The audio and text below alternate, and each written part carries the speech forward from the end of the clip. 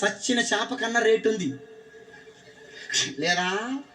150 200 సచ్చిన రొయ్య కన్నా లేదా? ఎండిన చేపకు రేటు, సచ్చిన చేపకు రేటు, సచ్చిన రొయ్యకు రేటు. నువ్వు చచ్చేవాడన్నా కొంటాడా? 5 రూపాయలకు కొంటాడా? 10 రూపాయలకు కొంటాడా? ఉత్తగా తీసుకపో. ఒక్క మాటతో చెప్పాలంటే నువ్వు చచ్చినా నేను చచ్చినా సచ్చినాక దున్నపోతు తోలన్న దేనికన్నా పని చేస్తుంది చేయదా? దున్నపోతు తోలన్నా చెప్పరే, నీ తోలు నా తోలు, నీ తోలు నా తోలు.